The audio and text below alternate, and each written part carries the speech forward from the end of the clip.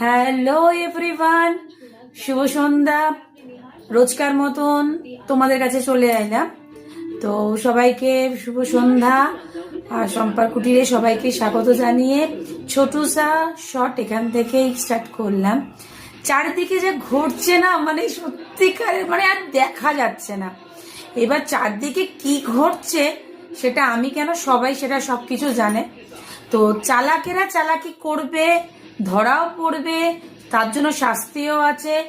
আইন সবার জন্য এক, সে রাজা বলো, প্রজা বলো, সেনাপতি বলো, যা বলো, আইন আইনের মতনই কিন্তু কাজ করবে।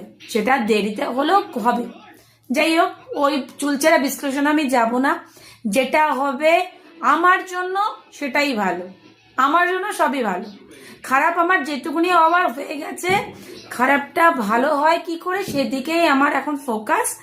তো যাই হোক, তো বৃহস্পতিবার লাস্ট আমি একটা শর্ট ছেড়েছিলাম। তারপরে আজকে হচ্ছে সোমবার। তো আমি চলে গেছিলাম বাচ্চাদের নিয়ে সরস্বতী পুজোয় দিদির বাড়িতে।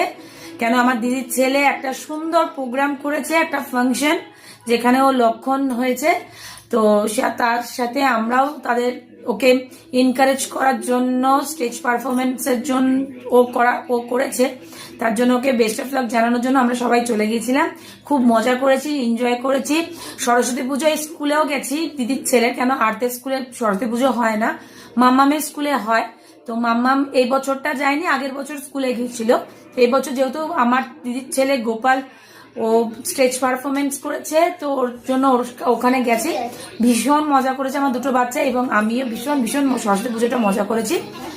তো তোমাদের কাছে আমি আসতে পারিনি, বাট আমি দিদির বাড়িতে গিয়ে একটা শর্ট বানিয়েছিলাম, সেখান থেকে তোমাদের ওই রিলসটা আমি তোমাদেরকে শেয়ার করেছি। যাই হোক, তোমাদের কাছ থেকে যেটুকুনি ভালোবাসা, যেটুকুনি যা পাচ্ছি আমার জন্য অনেক। আগেও বলেছি, এখনো বলেছি, সৎভাবে বেঁচে থাকা। আর রাত্রেবেলা জানো তো, পেটে খিদে নিয়ে ঘুমানো যায়, পেটে খিদে নিয়ে ঘুমানো যায়।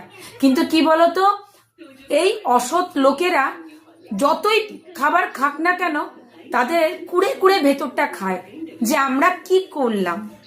রাতে কিন্তু তাদের সঠিকভাবে ঘুম আসে কিনা আমার জানা নেই।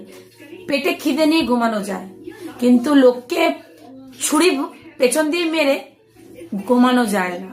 এটা কিন্তু বাস্তব, আমি বলিনি, সবাই বলে, তাই শুনি, তাই তোমাদেরও জানালাম।